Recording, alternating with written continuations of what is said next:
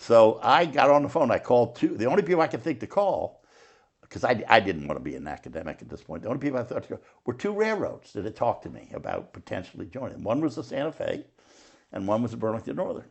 And I, I called the Santa Fe, and I think I got Larry Cena. I think that's who I talked to. He says, "Well, I'll ask around, Darius. I mean, we'll see what we do." He didn't get back to me. But about 2 months later, he said, I ran into him somewhere, and he said, "I asked around. We didn't have any real spot for you, so we didn't want to pursue it." But I called Bressler, and a week later, I get this call from Dick Grayson, who was the chairman of the railroad for him, to meet him in Fort Worth, and Walter Drexel, the current president of the railroad, and I met there, and they offered me a job as the head of marketing, and it was a kind of a new position. They had marketing people, but they didn't have a overall head of marketing, and they didn't give me everything. They didn't give me the coal department, but they gave me all the other marketing department, intermodal, grain, chemicals, so forth and so on. And that's how I got the job. And so you parachuted into St. Paul at that time, yes. right? And I've talked to some of the folks who were there before your arrival, and it was like, okay, we have this new guy coming. We don't know what to make of him. Yeah. Why is he here?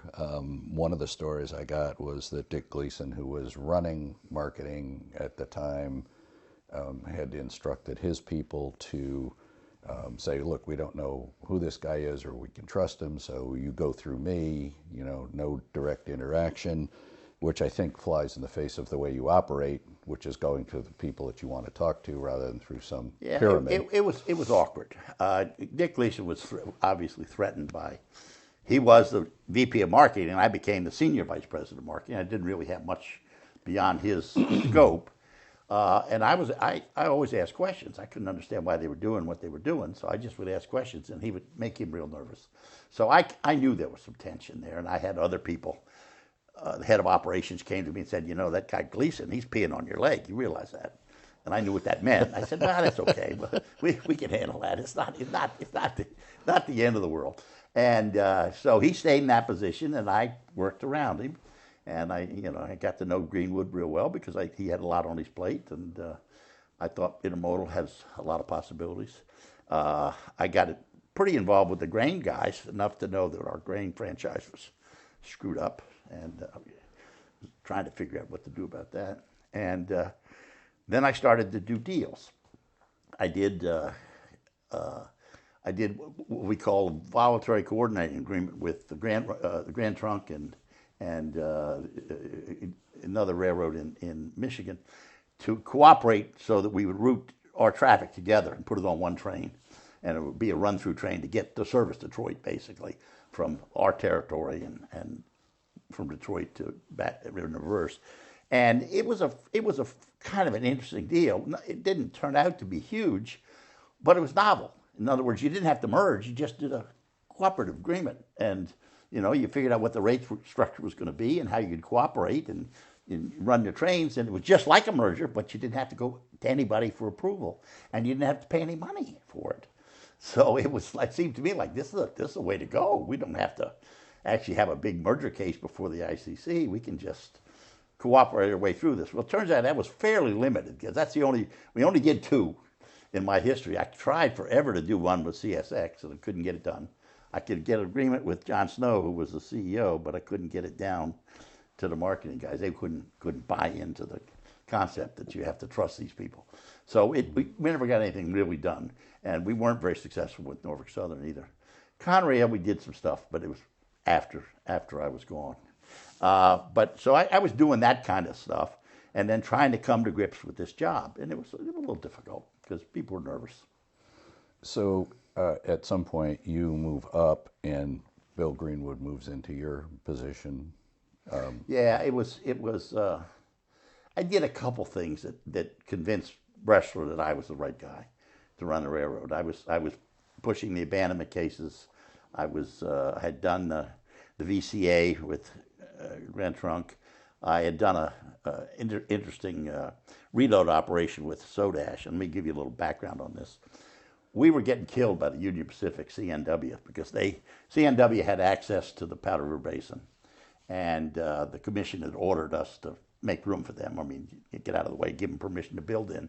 And so they, with their partner UP, came directly into the Powder Basin, and we were already in trouble. Our rates had been too low, and we needed to get them up. But just as we were trying to get them up, they came in, new entrant. They had no business, so they could be pretty aggressive, and it was ugly. It was ugly. We had price warfare with a major competitor, and so it gave us a lot of trouble. Well, I'm sitting here with the marketing department, not the coal department, marketing department. I'm saying, what can we do to sort of get these guys' attention? To let them know that these price warfare things, there's two sides to them, right?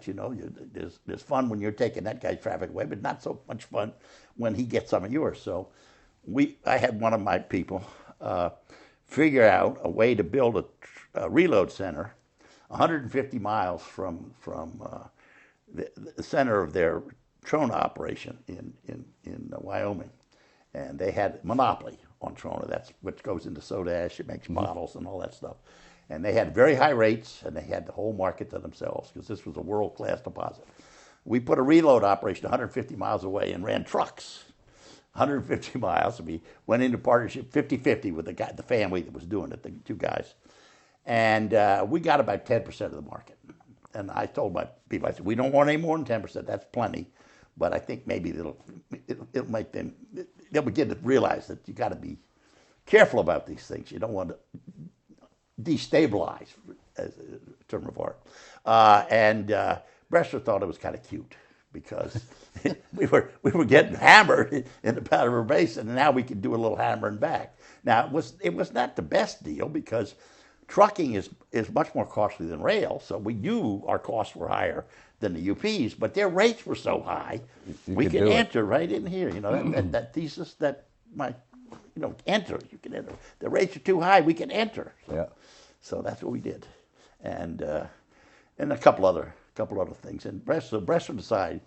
Long story. Bressler decided I'm the guy to be the president. Drexel's going to retire. He didn't like the railroad business much, and Where had he come from? He was from Texas. He came from Arco. He was a treasurer at Arco with Dick Bressler. Okay. He brought him in as a numbers guy. Okay. And that's what his primary function was. And he never got into the marketing details, and he certainly didn't get into the operating details because he recognized it, that he didn't know much about that, and he didn't like the railroad. So that perfect fit. So it was not. I don't think he was sad to go, but but it gave me an opportunity. So when you came into BN, what was your impression of the company, and its profitability and cash flow and the things that you thought you needed to do? Well, it was interesting. I knew they were not making enough money. It was clear, and I knew the coal rates were way lower than they should be. And so we could, if we could get through the cold cases and fight the opposition from our customers, we could improve that franchise. I thought the people were pretty knowledgeable about the marketing of their particular products. And let me back up for a second. I didn't create the marketing department the way it is. It was created by Dick Bressler. When he came into the property, he said, this has got to be like a regular business, and we ought to organize our marketing in segments that correspond to who our customers are.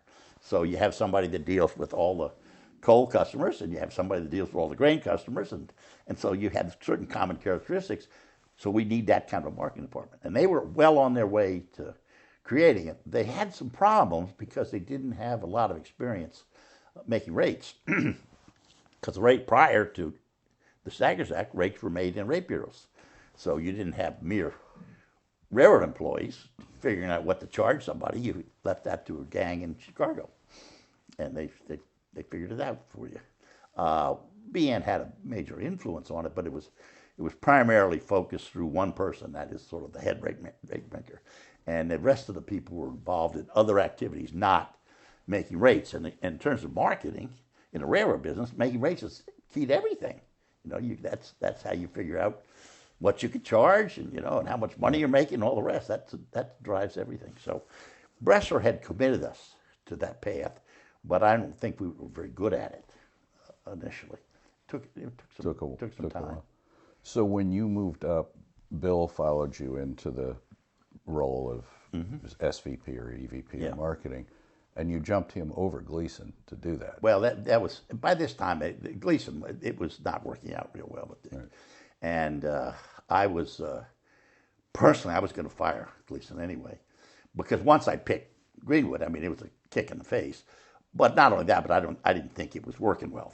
The two of us were at warheads, at loggerheads, and so I was going to get rid of him. But I said, well, let's give Bill a chance. So I called him to my office. I said, Bill, now I'm promoting you, and that's congratulations. But now you have a decision to make. What do you want to do about Dick Gleason? And Greenwood said, he thought for a minute, and he said, I'm going to fire him. I said, fine, I'll do it. So I fired him. And that's another cute story about that. It turns out that Drexel, who was my boss, who hated railroads, liked Gleason. They were pals. So I go in to tell Drexel, as a matter of courtesy, that I'm firing this guy. I'm going to fire him today. And he said, do me a favor. He says, let me get out of the building before you do it. And I never forget that. I mean, come on. You got to fire somebody. You might as well tell him, right? What are you doing? Get out of the building. Right. Well, Bill, I asked Bill about this just this past weekend, and his comment was that when you asked him what do you think he should do about this, he thought it was a test, and then you volunteered to do it for him. So I think that was he felt like he passed the test, and he also mentioned he used to carpool with Gerald Davies back and forth to work, and that Davies says, I'm putting my money on Gleason, and Bill said, I'm putting my money on Gaskins. I wasn't part of that conversation. And I think that was and he said, I think that Davies was a better left. bet. He went to CSX. Yeah. Changed his name too. He used to be Gerald Davies. Now it's Gerald. Harold. Harold. He has another. Okay, so he didn't get the nudge from you. He just I didn't. I literally, I hired a few people. There were a few fired. I fired Don Wood later. I fired my purchasing guy when I was CEO, but I didn't fire too many people in the marketing department. But we did hold down, I nudged people to get a different kind of person in the department, and I had to prove, we had to interview people and so forth and so on. So I was involved, but I didn't dictate who they hired. I thought what was so interesting coming from Eastern Railroading, which was mired in tradition and financially really struggling, how innovative on your watch BN became. Because I don't think BN was any particularly different before you got there, but it sort of rocketed ahead of everybody else. Well, in terms of innovation. It's interesting. I don't know. I can't speak to it, but I have read a series of books written by Earl Curry. I don't know if you've seen them. Have you seen them? No. You should get them. They're printed by Washington State University Press, and there's the history of BN up till 1980, and then the history of BN from 80 to 95. And it's fascinating. And it represents the classic traditional way of thinking of things. I mean, because he came up from that era, and decent writer, and it's a good read. But the thing about that is that they hadn't changed a lot. They were still doing things the same way, but we just kind of kept nudging them, and we applauded things when somebody would take a chance, and they would work out. And Bressler was pushing that too. He hired Steve Dittmeyer to spend time just thinking about the future and innovation with respect to positive train control and everything else. So it was a kind of a progressive environment, pushing up against a lot of status quo, people doing it the way they'd always done it. And they were some people were quite uncomfortable with it. I mean, they weren't happy. And that it raises another issue. One of the things that we did, and I don't claim credit for this, it happened on my watch, but I don't claim credit for it. Bressler decided to break the company up. The first thing he did is he moved the holding company to Seattle. And that made sense on the surface because, you had Forest Products and you had this and you had Glacier Park Real Estate Company. So he's going to move the holding company to Seattle. Well, the next, he gets that done.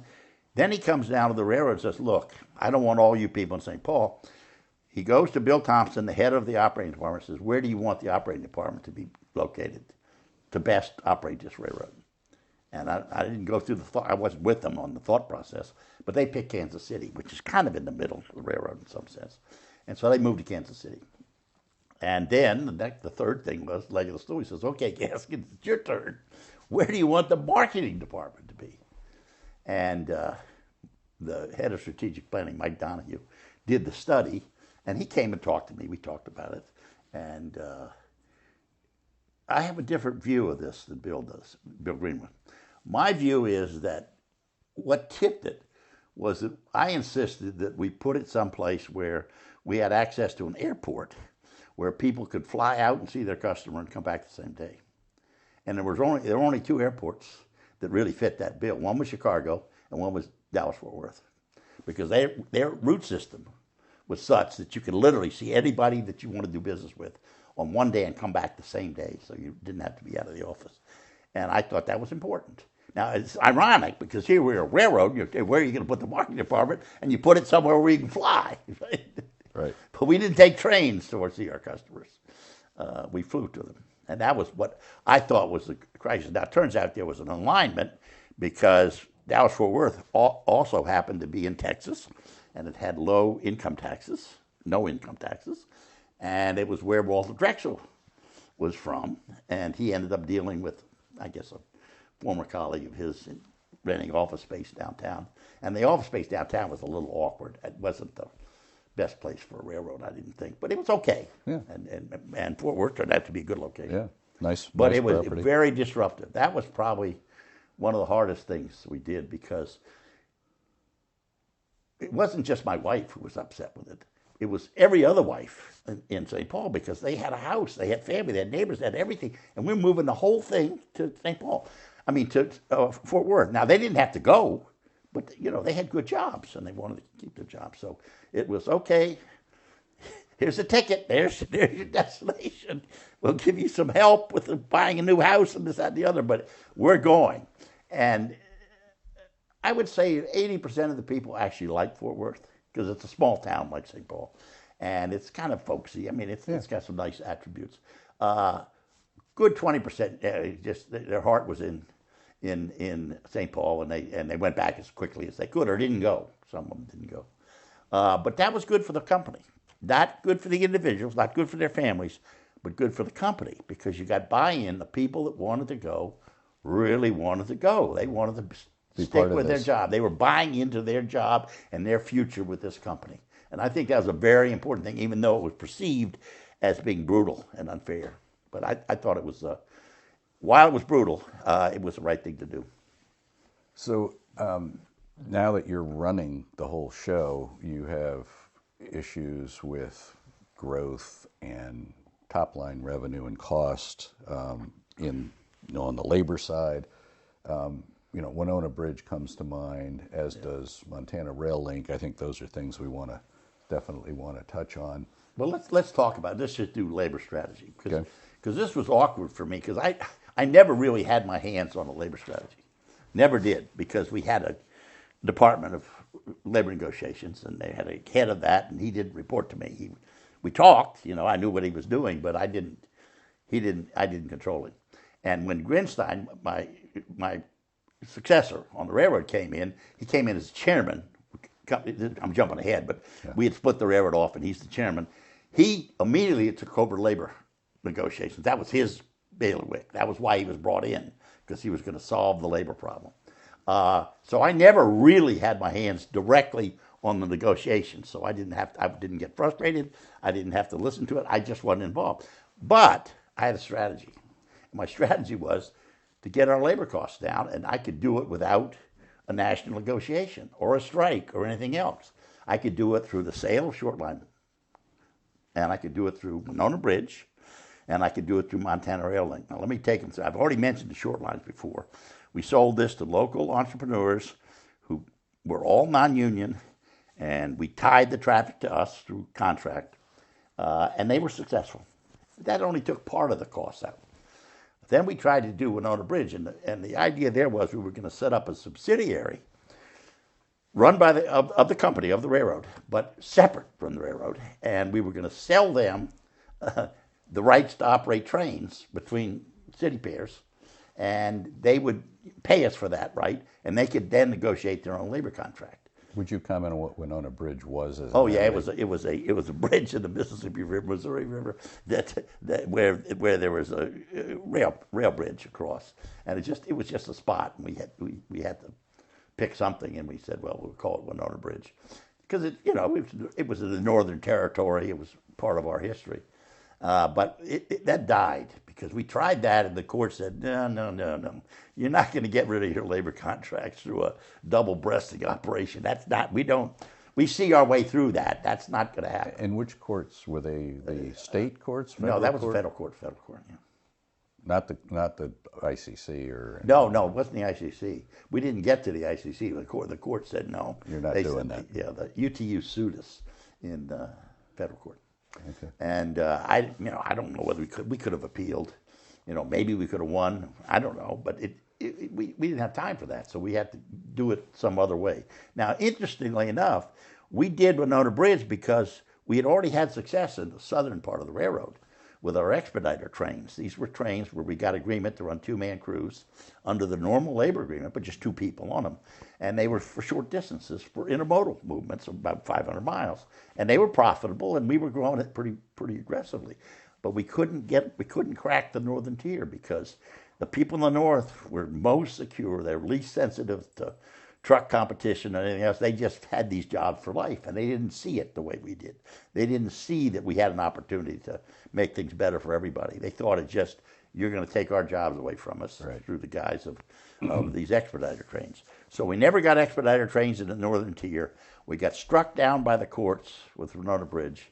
And then so we go to Plan C, not A, not B, but C. Plan C was, and I've got to back up here a little bit. We had a big problem in the northern tier of our railroad, and that was the state of Montana, because there used to be 3 railroads in Montana, right? And in 1970, the Burlington Northern and the Burlington and Quincy and the Northern Pacific merged. And then we put the Milwaukee Railroad out of business, effectively, through competition. So they went from 3 to 1. And there was a lot of bad feelings in the state of Montana. They were angry with us. And then we were trying to abandon facilities and lay off people. And everything we did upset those folks. Sure. And it was really annoying. I mean, they were yelling at us, and they were taking punitive actions where they could. And we also had, in the state of Montana, we had some environmental problems. We had a place where we used to treat ties, and that you put nasty stuff on ties so that they don't rot. And nasty stuff, when it gets into the river or the aquifer or something, it's not good. Right. And so we had a serious problem in Livingston, I think it was, with a tie plant, residue of a tie plant. And so I'm looking at this whole picture saying, this Montana, this is bad.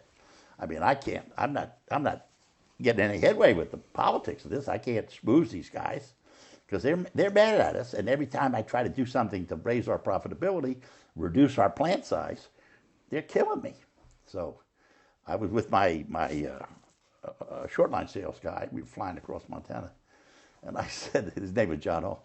I said, John, can you think of a big chunk of the railroad that we could sell to somebody out here in Montana, so we could sell it to them and they could deal with the political problems, with the environmental problems, with the this or that? And I explained my concept, and he thought about it. He says, I think we should sell them the old NP line. And that was the basis of Montana Rail Link.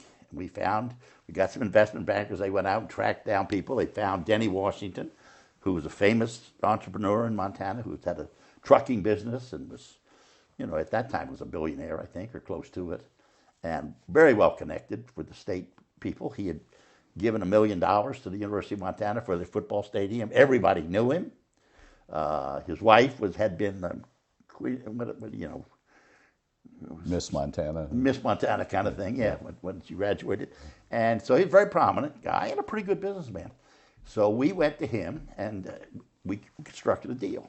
And the deal was, we'd give him traffic in the eastern part of the state, and he would haul it over to Sandpoint, Idaho, across the state, and he'd give it back to us.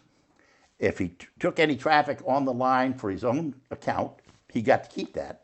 But he hauled ours for a fee, a negotiated fee, which had a complicated escalator in it, so forth and so on. And it was that part of the deal was relatively straightforward. What was not so straightforward was what happened to the liabilities for the environmental thing and for the labor contract. Because the first thing Denny Washington does, he says, okay, I got this property. We had some lawsuits and a little acrimony. But he says, I have this property. So he sits down with the two unions, the UTU and the BLE, a Brotherhood of Locomotive Engineers. And he says, I got a deal here. I got this railroad and I need a contract. I want to use union people. I love unions. But I'm not sure I need both of you. Does either one of you want to take all the jobs?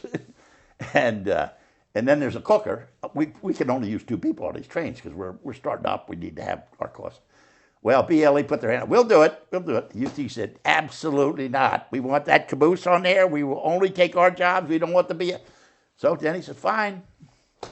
BLE it is. and he did cut a deal with BLE. Well, what that did is that the UTU, they were our toughest opposition on jobs. And they had won up until that point. They had blocked us with Winona Bridge. They had blocked us with abandonments. They were very successful in holding the traditional concession agreement and keeping the little caboose on the end of the car. That was their dream. And but this one broke the dam because at that point we had a railroad operating in our account for us across the state of Montana with two people on it and no caboose. And on top of that, Denny Washington offered profit sharing to these guys. So if they met certain targets, they got bigger bonuses, and they didn't even want it. He forced them to take it because he believed in it. Now, if you go out there and talk to anybody on the Montana Railway, they love it. They love that contract. Now, there are some people who second guess that and say, well, never should have sold it. You know, we need the capacity. What's your reaction to that? Well, every time you make a change, there are some people that figure that it was a mistake. And I give it a couple classics. In the case of Montana Rail League, we subsequently got two-man crews on the whole system after 6 more years of Grinstein fiddling around, not getting it done. We finally got it. And at that point, people came back and said, well, we should buy it back. Now that our costs are down, we can operate it better than they can. Well, they probably couldn't because Denny Washington was paying a lot of attention to it. He's a pretty good businessman, knows a lot about logistics and maintenance of locomotives and all that stuff. I'm not sure we could do it cheaper than it is, but we had a ironclad contract, so you couldn't break it. And moreover, we had an escalator in there, so we got our share of the gains. And it was part and parcel of getting rid of our situation with Montana. We got rid of the liability with the tie plant. We got two-man crews on part of our system. Did he take the liability? Yes, he did. We guaranteed if it went over a certain number, we would pick it up, but he, quote, managed it for us. And there's nothing like having a local guy manage a problem. Well-connected local guy. Yeah, but as opposed to me sitting in Fort Worth like a dumb pigeon, right? So the expediter trains, we were talking to Mark Kane yesterday, and what was most interesting to me about that was you basically started from nothing. And I had gone through this in my days on the B&M when we were trying to revitalize the Boston-Chicago route that historically had been B&M, D&H, Erie, Lackawanna to Chicago, and that was no longer possible, so we tried to revive B&M, D&H, Norfolk and Western, and we had a meeting with Reggie Short, whom I'm sure you remember, and Jack Fishwick, who was the CEO in New York City, to try and revitalize the service. And Jack Fishwick's comment to Alan Dustin, who was our president, and Mike Smith, who was our marketing VP, we were all there together, and his comment was, when you give me the volume, we will run a dedicated train. Until then, it's going to go in mixed freight service, which was a non-starter. Yeah. So the notion that you would take the risk of starting in a new market with no customers, but built-in expense of running scheduled trains. But it wasn't that much of a risk because the train starts were not that expensive. We already knew our customers pretty well. I mean, by this time we were negotiating with the hub group and all, but we knew the intermodal customer fairly well, so we thought we could get the boxes. It's a risk. I mean, there's risks in everything, but I always thought that was manageable because I knew the market was there. You just look at the data. There's a lot of trucks going back and forth over that same distance, and all you need to do is put a competitive service in, you'll get your fair share. But you still had to eat the losses until you got critical mass. But that's what investment's all about. I mean, how do you run a business if you're not willing to invest money in it? Right. Look what we did in the Powder River Basin. We built a rail line in there, and we're without a single ton of coal committed when we built it. Now, we got the contracts later, but you risk all the time in business. But railroads aren't known for going down that path. Plus they were broke.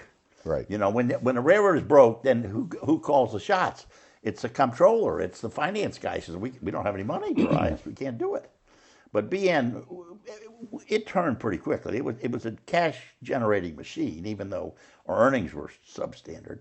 We always had some cash, and in fact, we had enough cash that the holding company took $150 million or whatever it was every year and spent it on some other activity like oil and gas or trees or something. But so we had cash, but we just had to risk some of it. The other thing Mark mentioned, which I thought was insightful, was that you really endorsed information systems, good information, supported the development on the IT side of the business, and R&D. Well, it was a big frustration for me. Let's do the information systems first. I certainly wanted it. We wanted better systems than we had, and our systems were klutzy. They weren't up to date. But every time we looked at one of those projects, they were pretty expensive, So we were constantly struggling with what we could get done and actually get done. And there was a revolution in computing at this point, information systems. The old style was you'd contract somebody like Adventure or somebody, IBM, somebody, to do it for you, and then you would play cost plus. Well, that didn't work out real well because the incentives weren't great. They kept the bill going, and you got the thing that didn't work, and it's always a couple of weeks away. But that didn't work well. And then along came Perot Systems, and they come with this new idea. What we'll do is we'll give you a fixed price deal, and that was hard to negotiate, but it improved things somewhat. And then I was involved later when I left the railroad. I was involved with a company here in Boston called Sapient that had this turnkey operation where they would commit to build a system, and they would take all the risks. The fee that it was up front, this is what it would cost, and they would do it on. If it was overruns, they swallowed it all. There wasn't any of this clawback thing. And they were very successful at it because they got really good at estimating what it would take to build it. And they farmed out their software activities to India, which is really quite clever because you've got high-priced people in IBM or right. San Jose or someplace like that competing with people in Delhi. And the Delhi people are well-trained, and, it's so... I'm not sure it's necessarily great for the American workforce, but it's good to get control of your systems costs. So, in long and short, we didn't really get our systems under control while I was there. We were struggling with it. We made some changes, but I can't say it was a great success in getting our information systems where they needed to be at a appropriate cost level. Now, what did you mention? R&D. R&D. Well, that was.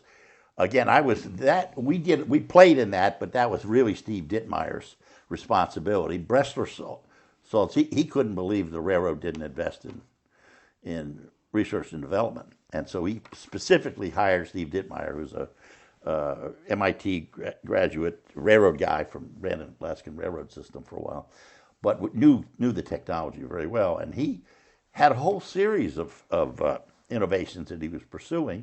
And Bressler supported it all along. And we had one particular failure that was kind of interesting, and Bressler's reaction to it was interesting. We tried to develop a trailer that would automatically take fancy cars like, Jaguars or Porsche or something, and load them into a trailer, and the trailer would be put on a train, and then we'd haul them. But it was a robotic feature that would load them in so you didn't, because you couldn't get them in there otherwise. Yeah, right. You I remember get seeing those. And it was run by a guy named Dallas Smith. Yeah. And we spent a lot of money, I don't know, $3 or $4, $5 million in developing this thing, and it didn't work. I mean, we got to the point where, and I should have known this. I was an engineer after all. It didn't work because it was what you call an open loop system. you tell the computer where to put the car. But then if there are any error messages that build up, they would accumulate. So it would get, over time, it'd make more and more mistakes, and then pretty soon it would make a catastrophic mistake, drop one of these cars on the ground or something. So we tried it a little bit. We said, this is faulty, and we stopped doing it, at which point we had a big fight with the inventor, quote inventor. He was really a promoter, but he's an inventor. And we got out of it, and I expected Bressler to give me really dressing down. No problems, right? Just keep doing it. This one didn't work. Don't let that inhibit you. So he was a risk taker by definition. I give him credit for that. So an inspirational leader in many respects. Well, he's not very inspirational in many other respects, but in that respect, he was far-sighted. Let's put it that. That's the right way to put it. He didn't much like the railroad industry either, right? I mean, he really did think that oil and gas was a brighter future for the company. He had come from Arco, right? Yeah, he had. That's where his background was. So, but he was a good strategist. I mean, after all, he hired me. How bad can it be? Exactly. Took the words right out of my mouth. Gave me a chance. I recall one of the times that we were together, and it wasn't very many of them, but we had a show of equipment, including the Dallas Smith trailer in Birmingham. Yeah. And we had the new BN America red, white, and blue boxes, and you and I were on the company plane returning to Fort Worth, and it was just the two of us, and you were sitting across from me, and you said, I have one question for you. And I said, okay, what? And you said, what the hell is wrong with green? And I thought, because we designed these red, white, and blue boxes to sort of describe a network broader than the railroad. And modern marketing. Yeah, I kind of liked the green, but no, you did. But what was, I had come out of companies that I would have described as militaristic in their approach to railroad management. Norfolk and Western being probably the most. We had a guy in our training program that had his hair cut for the National Guard summer camp, and it wasn't short enough for the railroad. So the fact that the boss is sitting there saying, asking this probing question is like, oh, okay, now what? But it was emblematic, I think, of the way the culture at BN is. It was a question, but you were like, fine, do what you need to do to follow the path you're on. I understood why you wanted to have a distinctive vehicle, and I saw that marketing side of it. But at the same time, we were also changing the paint scheme on our locomotives about the same time. And it was the same deal. We had these beautiful green locomotives. Turns out they were dangerous because people couldn't pick them up. So they ended up putting another paint scheme on it so that people driving at crossings in the rural areas could see the train was coming. It was the right decision, but I still miss the green locomotives myself. You also were a supportive force behind Road Railer, which I think was an interesting innovation, particularly in light of the short haul market in trucking is where most of the freight in America moves, but we don't, as an industry, didn't have a way to. And can you talk a little bit about what you thought of Road Railer and how, BN made an investment to prolong its life and so forth? Well, again, it's an example of something that just didn't work. And it's been a while since I thought about why it didn't work. I've been involved with a subsequent technology called Rail Runner, which is another variant on this, which tries to do the same thing, and that's been unsuccessful. We've been fairly unsuccessful in that market as well.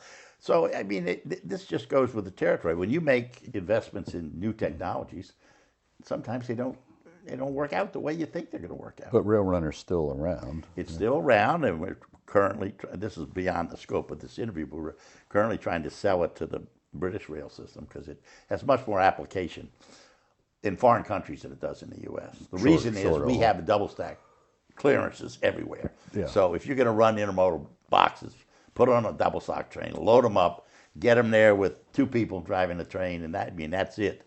But if you're in Europe or South Africa or India, there may be room for this bimodal technology. So that's what we're pursuing. One of the other innovations, well, there were a few of them that I think stemmed from your fertile mind. One was the way to manage the grain business. Could you talk a little bit about? Well, that was a terrific breakthrough, but I can't claim that I figured it out. I knew we had a problem. And the problem was we got our information about grain markets from our customers. And these guys like Cargill and so forth, they were the smartest guys in the world, but they're a lot smarter than we were. So we'd ask them what we should do with our rates, and the answer always came back, lower, you need them lower. So we'd end up, my favorite story, every winter the Mississippi River freezes over. When it freezes over, you can't operate barges. When you can't operate barges on the Mississippi River, all you've got is trains. And lo and behold, if you look at our rates on a seasonal basis, they were always lower in the wintertime than they were in the summertime. And I said, what in the world are we doing here? I mean, and so that started me thinking. And then when I turned it over to Greenwood, I said, Bill, I didn't solve this problem. It's not satisfactory. I'm not happy with it. Solve it. And we had gotten fairly close to our grain customers by this time. And we knew some people that were in the business, but were not necessarily with Cargill, because they were our biggest grain shipper. And we hired a couple of them to help run the grain department, and that was the challenge I gave them, and Bill gave them, is figure out what we do with these grain rates, because we're not smart enough to know where they should go. There's a whole world out there where things are affecting grain shipments. We don't have the apparatus to figure it out. That's what they do. And they came up with this idea, well, we'll take advantage of what they know. We'll create something called the COTS program, Certificate of Transportation. We'll take 40% of our capacity and we'll put it out for auction. Why 40%? Because the ICC, we couldn't get the ICC to permit us to do much more than that. We have to tiptoe the line, because we were afraid that if we put it all out there, they would block it. So we said, we want to just do 40%. And ironically, the arrangement was we auctioned it off, and then we had a computer information system that kept track of the prices. And we'd auction it for prices, we'd get paid for that. Subsequently, the grain companies would buy and sell, trade between themselves, and we would post the results on our computer. So therefore, we were able to keep track of the rail rates. What's going on? Shipments to the East Coast are going up. It's because there's demand. We didn't see the demand. We just saw the rates go up. So we got our information about our rate structure from the transactions that were entered into by the savvy grain customers, right? And they got to play. What they like to do was trading. They were trading all over. And so it was a great success. One of the stories is that Cargill sort of instructed you to stay out of their business. Different story, but it was the same time.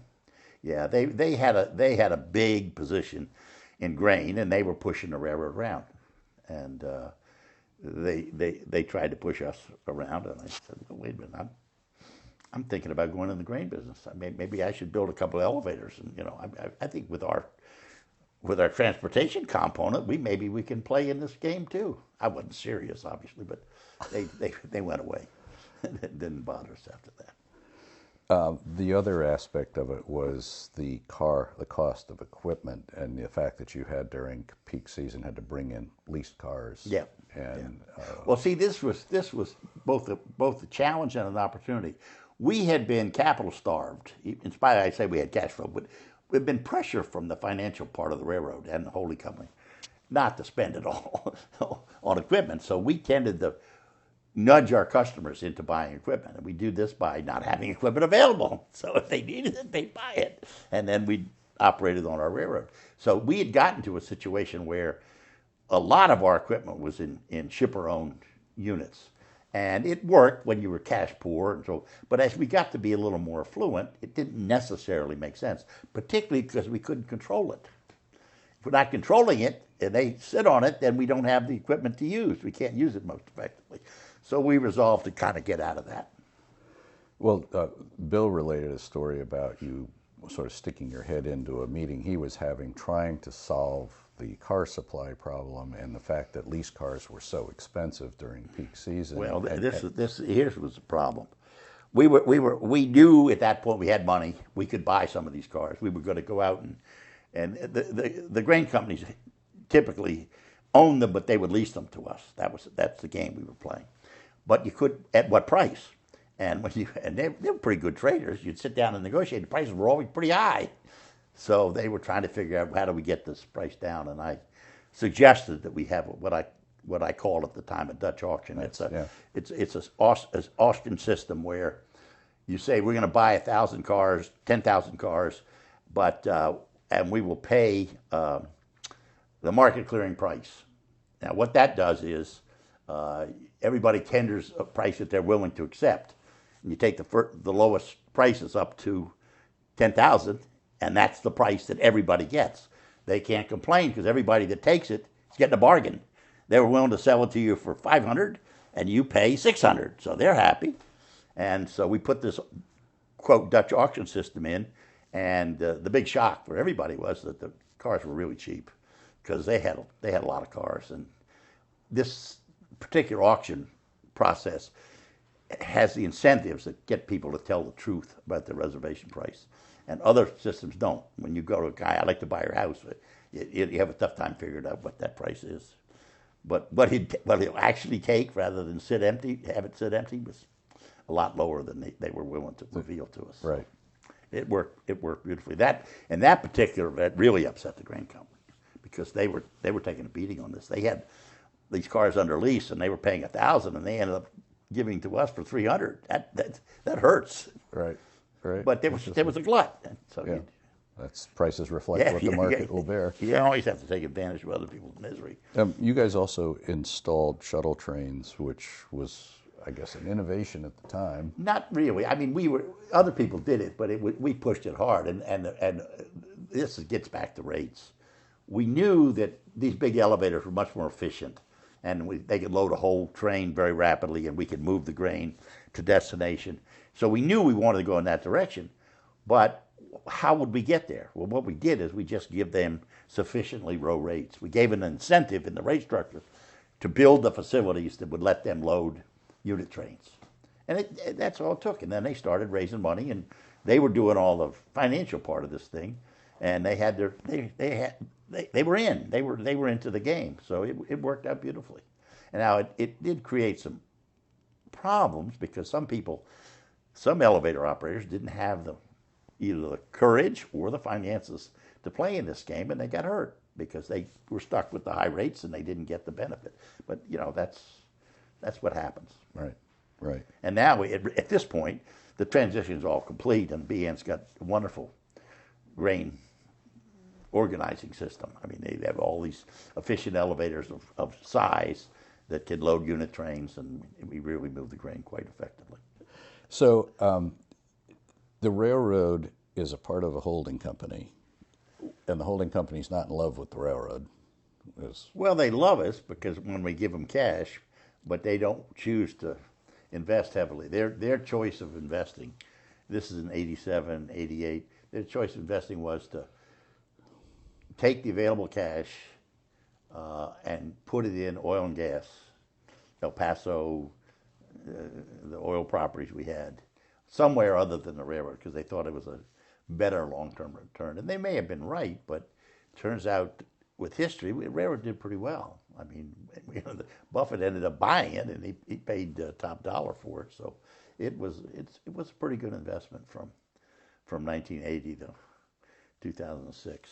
So the transition from when you were CEO of BN and you're in Fort Worth, you're reporting up to the holding company, and who was the person that was, did you report directly to Bressler or? No, Bressler had a troika. He had three people who were vice chairman. This was his design. I always thought it was a little awkward, but that's what he did. He had somebody in charge of the El Paso, somebody in charge of the oil and gas operations, and somebody in charge of the railroad. And we had a trucking company, too, which was folded in under the railroad vice chairman. And I forget where the real estate property from. But there were these various companies, and they went through the three vice chairmen. And the vice chairman when I started with the railroad was Dick Grayson. And then the vice chairman was Walter Drexel, because I was promoted to president. He became vice chairman, and he didn't like it. So that's when he decided to leave. And at that point, and I forget the exact year, Dick Bressler made what I consider to be one of his biggest mistakes. He decided that Jerry Grinstein was a very smooth operator and he could solve this labor problem for the railroad because he had solved it with Western Airlines. Entirely different situation, but he'd solved it. Got full credit for that. I would think that the jury would say that he didn't do a very good job with BN because we were the last railroad to get two-man crews in the industry, the whole industry. And part of it was because Larry's particular plan didn't work out very well. So there was a guy named Tom O'Leary that was involved in But not in the railroad. He was in charge of the oil and gas company. Okay. He had a different part of the company. All right. And the real estate.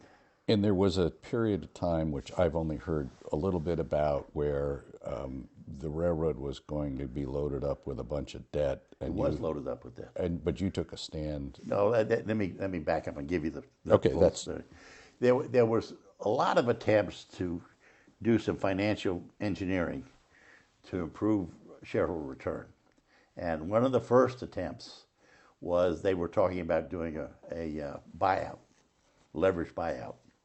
And O'Leary was running that proposal, and he had hired an investment banker and studied the feasibility of it. And then they called all the heads of the operating units in to a meeting and said, "What do you guys think?" And it was the strangest meeting because I'm sitting there and everybody's looking around and they're looking at me because they expect me to say. And I put my hand up. I said, "This is the dumbest idea I've ever heard. We're talking about having a national railroad strike, and you want to load up debt on the railroad to pay some new investors? This is craziness." And so I threw up on it, and the other vice chairman and operating heads sort of followed along. So we said thumbs down. O'Leary was not willing to take it on his own initiative, and it died. So that was the first attempt. But you could tell it was one of those things that comes up. People get ideas when they're trying to financial engineer. Some of them make sense, some of them don't. Okay? That one didn't make sense. The next one was we split the company in separate parts. Railroad would be standalone. Trucking company would be standalone. Oil and gas would be standalone. Real estate will be standalone. And El Paso will go back to being a gas pipeline. Standalone. And that's eventually what we did in 1988. We did that, and it was a great success by all accounts. Railroad flourished. El Paso, had ups and downs, but they did fine. Real estate failed. They could never get any traction. But it was really good for the company. But there was a episode in there that was, I consider, unfortunate.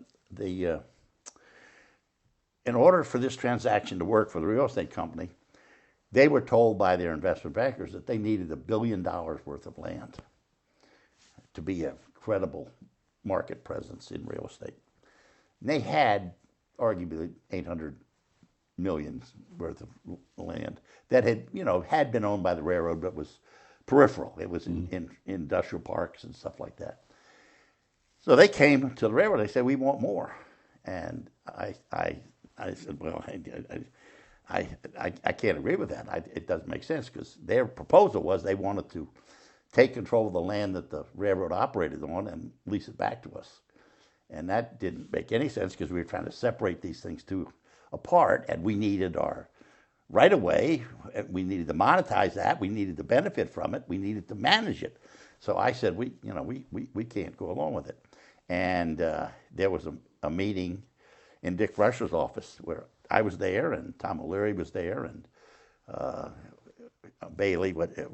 Chris Bailey was there, who was a real estate guy.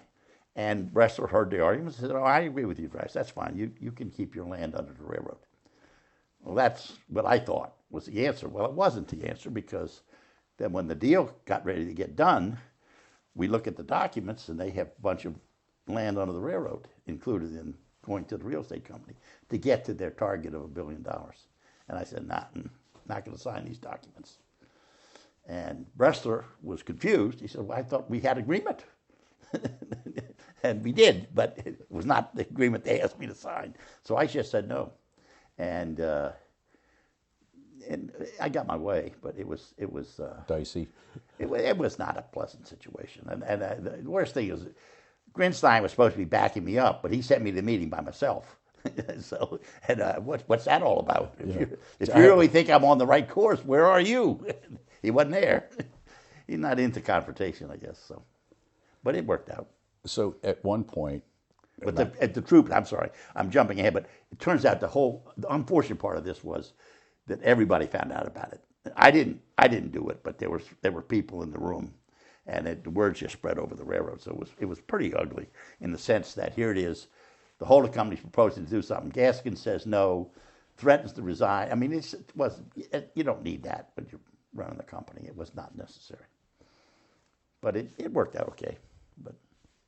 But it got over dramatized a bit, or just yeah, I think the troops got up in arms. I mean, they liked me. They thought I was a hero, but it wasn't good for the company to have a pissing contest between the holding company and the railroad. Right. Did it affect your relationship with Bressler in any way? Don't know. Don't know. Okay. And at one point, Grinstein migrates from wherever he was, Seattle or what, into Fort Worth. Yeah. And I remember that because I was there. Yes. And that was the town. You said it was a small town. He was coming in to take hands-on control of the railroad because he had gone with the railroad, and that's all he had. I think he had the trucking company still, but that's all he had. And he was coming to take charge. And can you describe the circumstances to the extent you wish about that, how that evolved? Well, it was strange because I wasn't paying too much attention. I had sort of had a time horizon in my own mind. When I'd gone to the railroad, I told them I'd stay 7 years. I went in 82. I told them I'd stay 7 years. I didn't have a contract, but I just said, I owe it to you to stay for 7 years. After that, I'm not sure what I want to do. And I really wasn't sure what I wanted to do. So time was ticking along, and Jerry, when he came in, we had a conversation. He said, I hope you'll consider staying longer than 7 years. I said, well, I don't know. We'll cross that bridge when we get to it, okay? And by the time my 7th year was in, he was glad to see the back of me, I'll tell you that. So it was clear he wanted to take control of this puppy. He kind of liked it. And his labor strategy wasn't going real well, but he didn't know that yet. And he and Lynn really enjoyed the life as the CEO of the railroad. So they were the toast of the town. And Stephanie and I loaded up our goods and moved back to this house.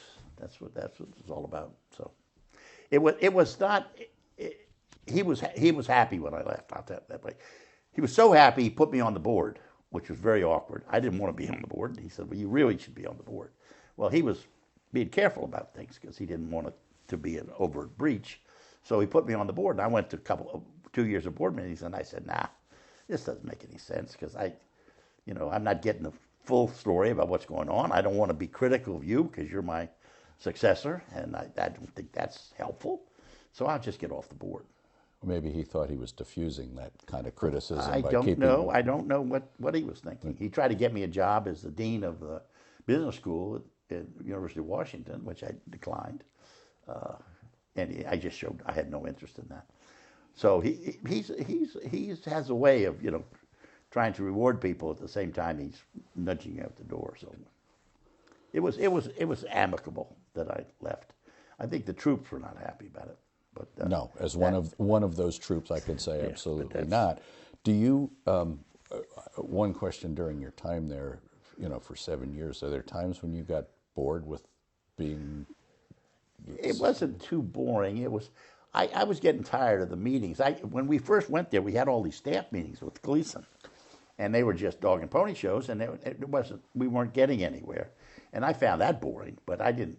Once I was actually running things and walking around talking to people, I wasn't bored. Yeah, I wasn't bored, but there was a phenomenon that came over. When I was just the head of marketing, I felt like I could talk to everybody, and I felt I was getting a reasonable level of truthfulness. I mean, when people weren't holding back.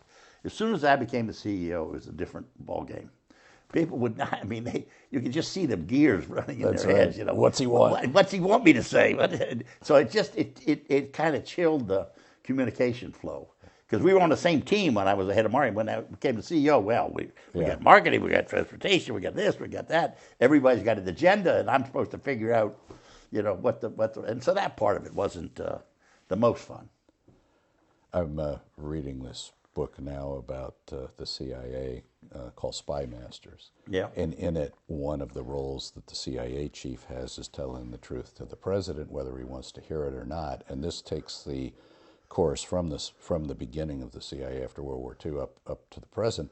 And it was interesting because that dynamic you're talking about is very present in that environment. And how do you tell somebody who doesn't want to hear the news and be truthful versus letting them know what they want to hear? And it's a challenge, I think, in many instances to get. I distinctly remember thinking about that it's my relationship with people is different today because I'm CEO than it was yesterday when I was just the head of marketing. I don't think Bill felt that, though. Well, I'm just giving you my reaction. I mean, and I wasn't putting the finger on him in particular. I was thinking about other people. Sure. So when you left there, did you know what you were going to do when you came back to the... No. I had a nice retirement package. It kicked in when I was 65, I think, or something like that. I had by the time I'd gotten here, I had an offer from the Kennedy School at Harvard to teach there, and I did that. But it was a bad fit for me. It's a good place. People are very smart, but it's in Cambridge, and that's it's an ugly commute from here, and the students don't get any smarter. They're the same. They just you do the same thing over and over and over again. I didn't really like it that much, so I did that for 2 years, and I said there's got to be something else. And then I formed a consulting firm with some people, and that was interesting. We did work for railroads and utilities, and learned a lot about the consulting business, but and made some money, but it wasn't really that satisfactory. Because it turns out, consultant, all you can do is if they let you figure out what to do, then you could fine. But if they don't let you, then you gotta just hush up. Yeah, and there's that awkwardness in it of having the ideas and making recommendations, but not owning the solution afterwards. So you did that for how long with Norbridge? Oh, I think it was like 15 years for them. So quite a while. Quite a while. And then we broke off. They gave me a nice party because it was clear they wanted me to ride off into the sunset, and I just rode off with a couple of the good guys with me, and we started another consulting firm, which was more fun. But the real problem for me was that all the people I knew were getting older and older and older. So my circle of people that I had a good relationship with, that would actually listen to what I said or ask me questions, they weren't so many of them anymore. So it just atrophied. And I was also spending a fair amount of time being on various boards, and that was interesting and it was remunerative, but ultimately frustrating because you're on a board, you got the same information problem. You can't, what do they tell you? You go to the board meeting and they got a presentation. Well, they've obviously thought about what they want to tell you, and they don't tell you everything. Right? Now, if you ask a couple of questions, you can sometimes get a glimmer of what's going on, but you don't necessarily get it. Right? Yeah, unless you have a source inside. Well, and you don't want to do that. I mean, that I'm not trying to talk about spying or anything like that. It's just the flow of information is not the best. So you've stepped back from board commitments. Yeah, I'm not on any, and I retired myself from the Sapient board. I was the chairman of the board, and we had some exciting times there. But I pulled back because we had a mandatory retirement at 70, and I said there's no reason not to live up to that because otherwise you're going to have 90-year-old people on board. So true. I just pulled back. Well, I've sort of gotten to the end of the questions that I have. Are there things that we didn't ask or talk about that you would like to add? No, I don't think I want to add. Okay, so then the last thing I guess is about the future. The big turmoil right now. Well, there's a number of things. The decline in the coal business is obviously impacting railroads. They've sort of wrung out most of the productivity gains. Yep. You can't. It's hard to go. Wasn't hard to go from 6-man crews to 2. Compared to going from 2 to 1 or 1 to none. Yeah, 1 to none. They're big steps. Big steps. There really aren't too many more mechanical productivity gains, right? Locomotives are at their... There may be some. I tried. One thing I tried that didn't work to my satisfaction entirely was that we were in a game where we would buy locomotives, and the manufacturers, are only two of them. They would always promise the new locomotives are going to be just great and will never break, right? Well, it turns out they're never great, and they do break from time to time, and then you've got to fix them. And the locomotives are not designed for easy fixing because the manufacturer doesn't have to do that. You have to do it. So I said, this does not making sense. We were trying to get rid of extra labor we didn't need. We weren't the best necessarily at fixing locomotives. We thought we were, but I was skeptical of that. So I came up with something called Power by the Hour, which we went to the two companies. We said we'd like to lease a certain amount of tractive effort, and you guys provide it, and you maintain the locomotives. All we want is them to pull, and we'll pay you for every pulling thing. And we negotiated, and they were delighted because this was new deal, and they could hose us because they were smarter than we were about the financial terms. But my ulterior motive was to change the way they designed locomotives so that maintenance was a lot easier and more transparent. And not clear that we accomplished a lot with that. I mean, there was improvement over time, but I'm not sure. I can't claim that we made it happen. And it didn't take very long for the railroad to go back to acquiring locomotives on the same basis they had before. Tradition reigns. Yeah. But the other part is on the car size and weight. I know Matt Rose said that, he wishes we'd never gone to 286, that it beats up the track, and there was notion about going to 300,000 and 310, yeah. Yeah, 310, and he said not while I'm alive because of what the impact on the infrastructure. Well, BN's substructure is not uniformly the best. I mean, it's a big railroad, runs over a lot of territory, and they built it when sometimes they had money, sometimes they didn't. So they cut a few corners. So there was, and he used to complain about that to me. He says, "How come you didn't fix the railroad up better this time?" Sorry, Charlie, you got to walk in my sandals. We didn't have the cash to go plate this railroad. But there's an issue there, and I don't know the pros and cons. I don't know what the optimal tonnage thing is. You got a problem if you got other railroads you're interlining with. If they have a different standard you got to coordinate that. You got to negotiate it. But I don't know what the right answer in that is. And I don't, other than autonomous locomotives, yard units or over the line, over the road. It's out there. I mean, but it's going to be difficult to get buy-in. You're in a town out there with your dairy farmers, and you got this train coming through there that's a mile and a half long with nobody in it. And I think maybe people might be a little uncomfortable. Right. But so there'll be probably opposition to that. But it's interesting. Autonomous locomotives may be easier to sell than autonomous trucks until trucks get their own right-of-way, which is separate from everybody else. Yeah. Because there's much more interaction with trucks and passenger cars. Right.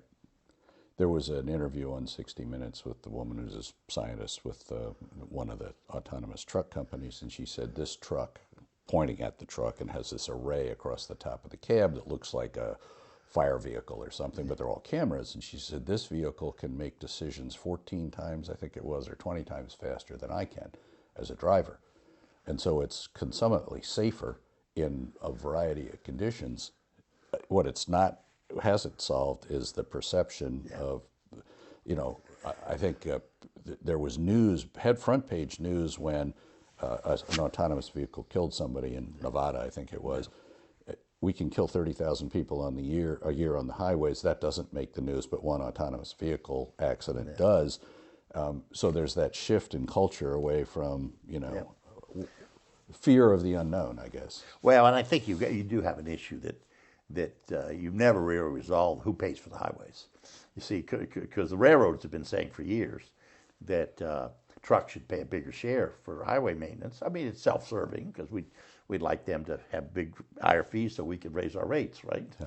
But there is an honest argument that they do damage the highways and are not paying enough to maintain them. And we have, with the Highway Trust Fund where it is, we got a problem anyway. It's not the revenues, and nobody wants to raise gas taxes. That just seems to be a no-no.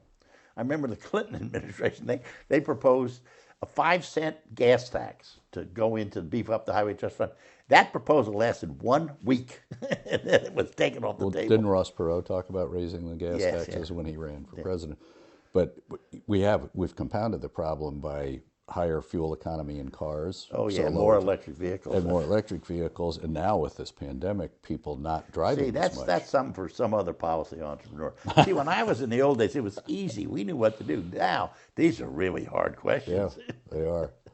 So you don't foresee autonomous trains on a There'll be some incremental progress, but I would say that if you're speculating about the future, you should be more concerned about the overall shift in the economy, where the weight of GNP goes down, where we don't have to haul stuff as far. We don't burn coal. We put it in a pipe, and we put gas in a pipeline. That's that a lot of things are going on that will tend to diminish the use of railroads, and that's worrisome. It is. From the industry's perspective. I don't know what you can do about that, but that's a fact. times change. Yeah. They are running autonomous trains in Australia, for example. Very The miners, effective. they Right. own everything. It's a closed loop. No grade crossings Yeah. and no population centers. Right. We had, this is an aside, had nothing to do with this conversation, but the industry had a good success with eliminating fatalities from grade crossings. Because when I first got to the railroad, I looked at the numbers, and we were killing 1,000 people a year, cars running into trains. And that number is way down. I mean, and we had a big campaign to go out and talk to the communities about it, and change the color schemes on the locomotives, do all these things, and we reduced the And fatalities. eliminate grade crossings where you could. Yeah. Yeah, it's much safer for the employees and for the public than it was. Okay. On that note, I think we're a wrap. Thank you very much for this opportunity. Oh, it was great.